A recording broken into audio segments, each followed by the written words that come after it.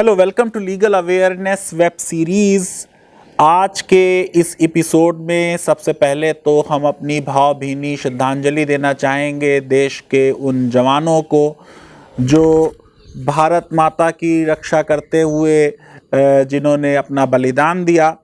और इस एपिसोड को मैं डेडिकेट करना चाहूँगा देश की सेना को। मुझे इंटरनेशनल लॉ में कोई एक्सपर्टाइज नहीं है, इसलिए मुझे इस टॉपिक पे नहीं बोलना चाहिए। लेकिन जब मैंने ट्विटर पर और बहुत से चैनल्स पर ये बहुत प्रश्न लोगों को पूछते देखा कि भारत के सैनिकों के पास हथियार थे तो फिर उन्होंने अपने हथियारों का इस्तेमाल क्यों नहीं किया। अब ये क्योंकि एक लीगल प्रश्न है, तो मुझको ये लगता है कि मेरी ये जिम्मेदारी है कि मैं देश के सैनिकों के डिफेंस में आपको समझाऊं कि किस लॉ ने हमारे देश के सैनिकों के हाथ बांध रखे थे।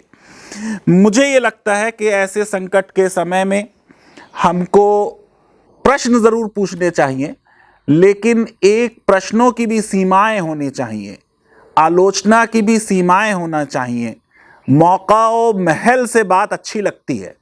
इस समय सारे देश को, देश के प्रधानमंत्री नरेंद्र मोदी जी और सेना को अपना पूरा समर्थन देना चाहिए। हम सब उनके पीछे खड़े हैं।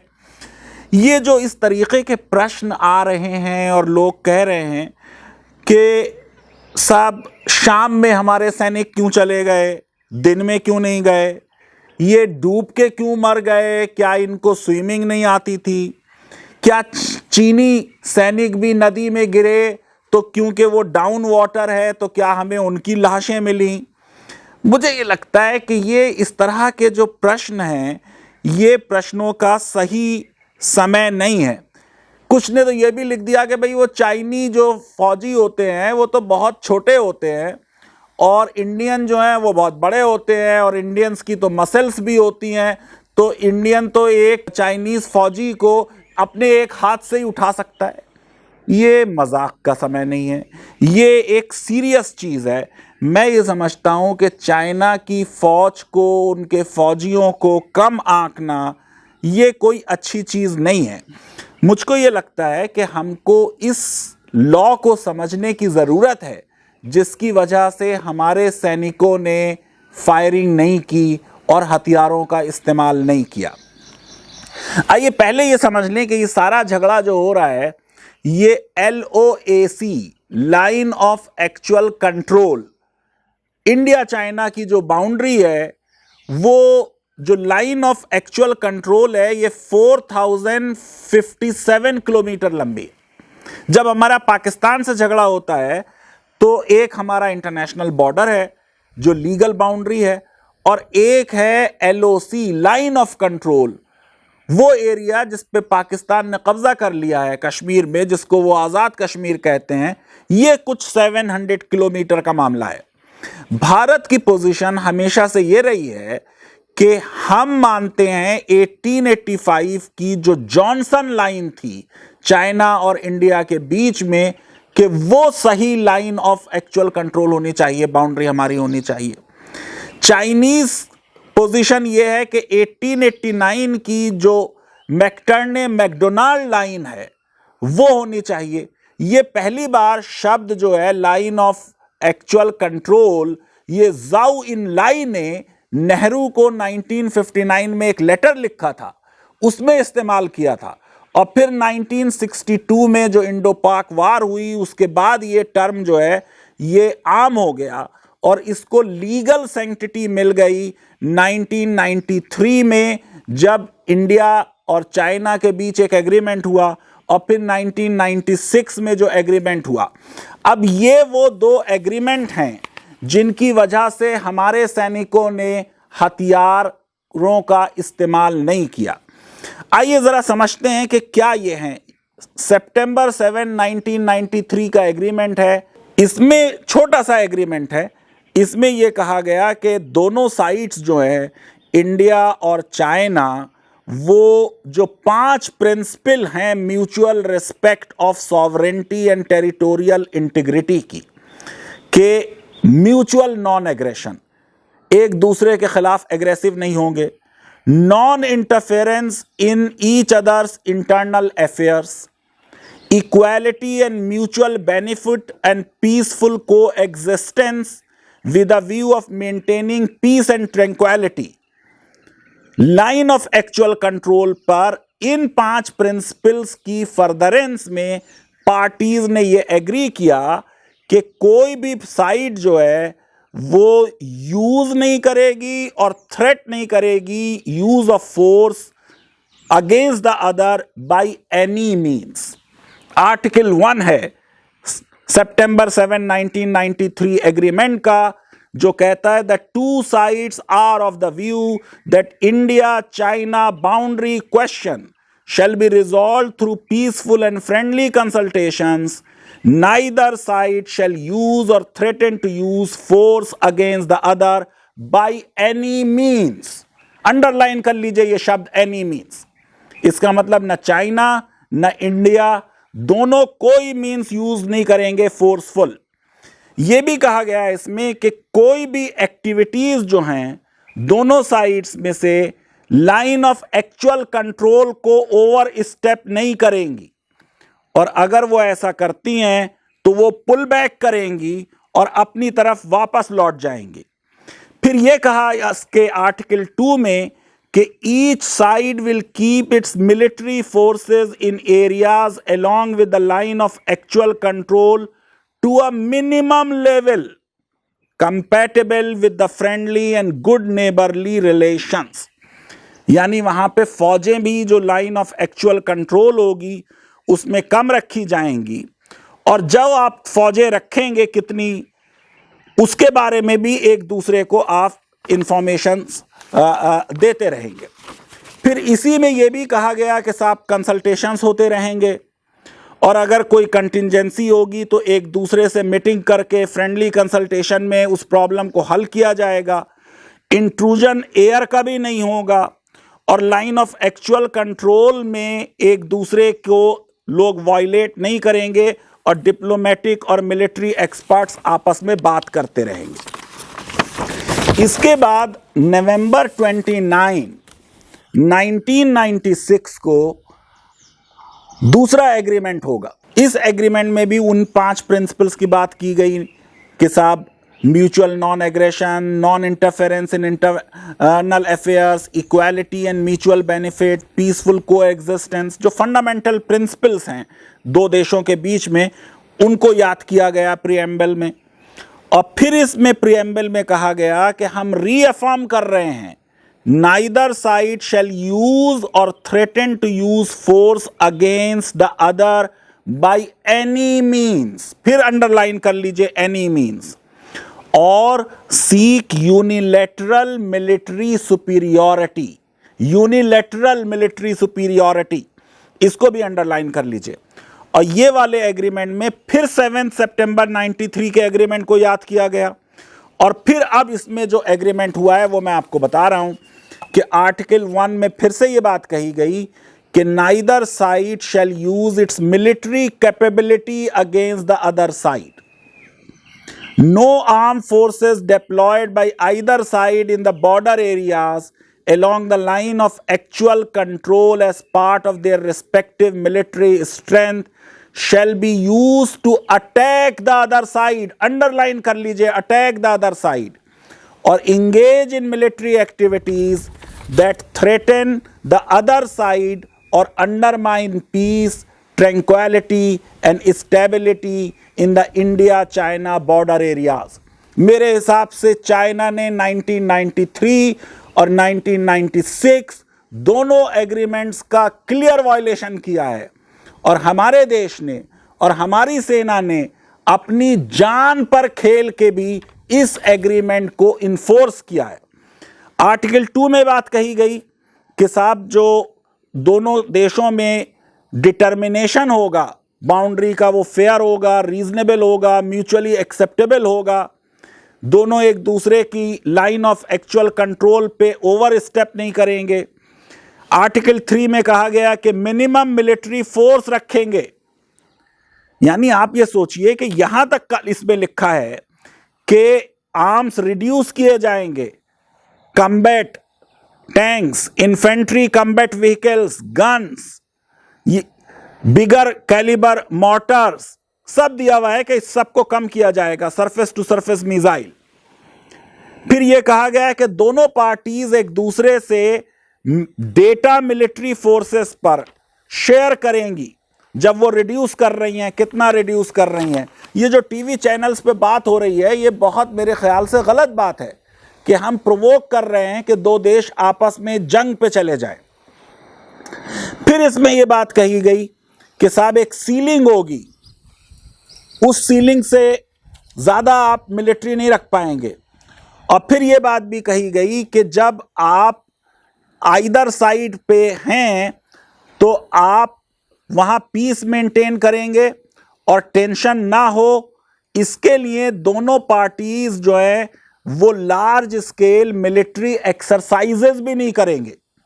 यानी एक डिवीजन से ज्यादा लोग, यानी 15,000 ट्रूप से ज्यादा लाइन ऑफ एक्चुअल कंट्रोल के बराबर में नहीं लाएगी ना चाइना ना इंडिया। और बिल्कुल साफ इसमें कहा गया कि जब ये एक्सरसाइजेस होंगी तो स्ट्रेटेजिक डायरेक्शन जो है वो दूसरी तरफ नहीं होगी, अपनी तरफ होगी आपके।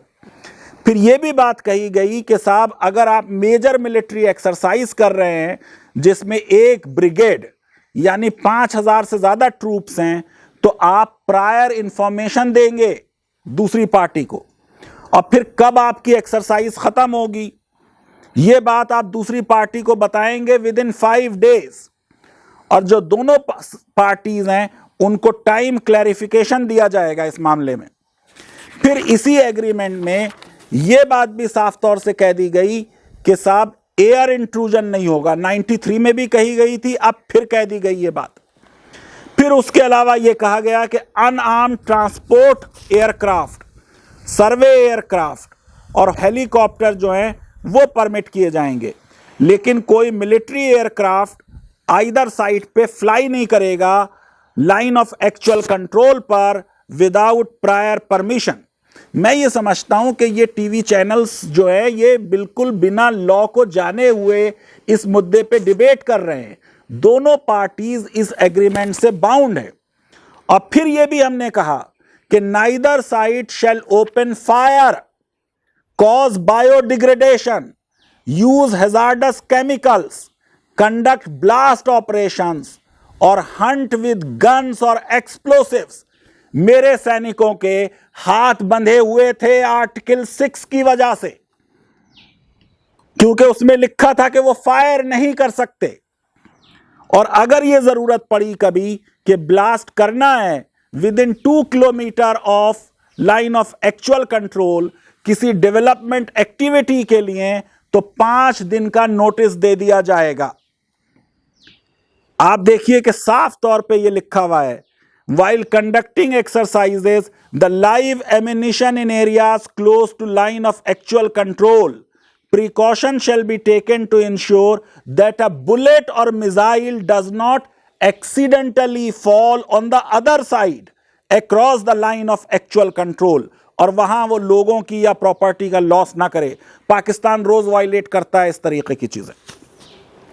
और अगर फेस टू फेस आ जाएं दोनों देशों के सैनिक, उसके बारे में आर्टिकल 6 क्लॉज 4 कहता है कि उस सिचुएशन में यह कोशिश की जाएगी, अगर डिफरेंसेस हो गए, self restraint and take all necessary steps to avoid an escalation of the situation. Both side shall also enter into immediate consultations through diplomatic channels. ये वो लॉ हैं जिसकी वजह से हमारे सैनिकों ने वहां पर फायरिंग नहीं की। मैं ये समझता हूं कि इस चीज को समझने की जरूरत है कि किस लॉ ने उनके हाथ बांध दिए। देखिए, इंटरनेशनल लॉ में ट्रीटी जो है उसके अलग अलग नाम हैं। ट्रीटी कहते हैं, इंटरनेशनल कॉवेनेंट कहते हैं, इंटरनेशनल एग्रीमेंट कहते हैं, फाइनल एक्ट कहते हैं, चार्टर कहते हैं, पैक्ट कहते हैं। ये ट्रीटी नहीं थी, एग्रीमेंट ही था। लेकिन फिर भी देखिए कि आर्टिकल 51 कॉन्स्टिट्यूशन का कहता है कि हम फॉस्टर करेंगे respect for international law and our treaty obligations. इसलिए हमारे सैनिक जो थे वो इस एग्रीमेंट की रिस्पेक्ट में फायरिंग नहीं कर रहे थे। मैं ये समझता हूं कि देश में ट्रीटी लॉ में अमेंडमेंट की ज़रूरत है। ट्रीटी साइन करती है एग्जीक्यूटिव गवर्नमेंट, उसको इन्फोर्स करने के लिए पार्लियामेंट का रोल उसमें होना चाहिए। आर्टिकल 253 में अमेंडमेंट होना चाहिए। नेशनल कॉन्स्टिट्यूशन रिव्यू कमीशन ने भी बात ये सजेस्ट की थी जो वाजपेयी जी ने बनाया था कि ये अमेंडमेंट आना चाहिए। पार्लियामेंट को, जिसमें अपोजिशन के लोग हैं, जब हम कोई इंटरनेशनल ऑब्लिगेशंस अपने देश पे इंपोज कर रहे हैं, उनको उस पे लिया जाना चाहिए इन कॉन्फिडेंस। मैं ये समझता हूं कि ये जो वियना ट्रीटी है, वियना कन्वेंशन ऑन ट्रीटीज 1969, इसके हिसाब से भी साफ तौर से ये लिखा है कि कोई भी एग्रीमेंट जो डोमेस्टिक लॉ से कंट्रेरी हो जाएगा, और अगर संविधान से कंट्रेरी हो जाए तो फिर वो लागू नहीं होगा। मुझे बहुत ये डाउट है कि ये एग्रीमेंट जो बॉर्डर पे किया गया शांति बनाने के लिए, ये बिल्कुल ठीक था, लेकिन हमारे यहां राइट टू सेल्फ डिफेंस देश के हर नागरिक को है। नागरिक को क्या है, फॉरेनर को भी है। जो भी हमारे देश में आ जाए, अगर उसकी अपनी जान पर बनाई है तो वो अपनी जान बचाए। ये अधिकार हमारे सैनिकों से बॉर्डर पे छीनना अच्छी बात नहीं है। Right to life and personal liberty fundamental right है, नॉन डेरोगेबल राइट है, इमरजेंसी में भी नहीं छीना जा सकता। वो राइट सैनिकों से छीनना, ये बात अच्छी नहीं है। मैं ये समझता हूं कि ये वाली जो सिचुएशन है, इसमें हमें वो प्रिंसिपल भी याद रखना चाहिए, when arms are raised laws are silent. हमारे सैनिकों के विरुद्ध आर्म्स रेज नहीं हुए, लेकिन अगर किसी भी चीज से चोट लग जाए, चाहे वो पत्थर है, चाहे वो डंडा है, वो आर्म्स ही आ गया, उनकी जानों को खतरा था। तो मैं ये समझता हूं कि ये लॉ, जिसकी रिस्पेक्ट करते हुए देश के सैनिकों ने अपनी जानें गंवा दी, ये एक तरह से अच्छी बात है कि हमारे देश के सैनिक जो हैं वो लॉ की इतनी रिस्पेक्ट करते हैं। लेकिन मैं समझता हूं कि भारत सरकार को इस एग्रीमेंट में अब कुछ संशोधन करने की जरूरत है।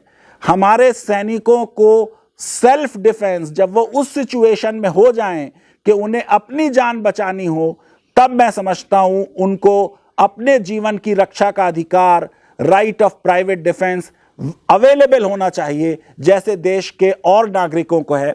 आखिर में मैं एक बात फिर ये बात कहूंगा कि देखिए, प्रश्न पूछे जाने चाहिए। इस वक्त लगता है कि नेपाल से भी हमारे रिलेशनशिप खराब है। डिप्लोमेटिक स्तर पे जो हमारा स्टेचर है वो कहीं ना कहीं थोड़ा कंप्रोमाइज हुआ है। उसको दोबारा से अपनी जो भारत की एक परंपरा रही है शांति बनाए रखने की, उस पे काम करने की ज़रूरत है। लेकिन सैनिकों के बारे में इस तरीके की टिप्पणियां कि वो क्यों पानी में कूद गए, क्या उन्हें स्विमिंग नहीं आती थी, चाइनीज़ छोटे थे उन्हें उठा के क्यों नहीं फेंक दिया हाथों से, ये मुनासिब चीज़ नहीं है। सारे देश को, सारे राष्ट्र को प्रधानमंत्री जी के पीछे और सेना के पीछे आके खड़ा हो जाना है, और हम सब खड़े हैं। और कोई भी दुश्मन भारत की 1 इंच ज़मीन भी ले नहीं सकता है। लीगल अवेयरनेस वेब सीरीज़ आपको पसंद आती है तो मेरी रिक्वेस्ट है कि फेसबुक और ट्विटर पे हमें लाइक करें, हमारे इस वीडियो को वाइडली शेयर करें। अब हमने लीगल अवेयरनेस के नाम से एक ऐप बना दिया है जो आप गूगल ऐप स्टोर से डाउनलोड कर सकते हैं। धन्यवाद।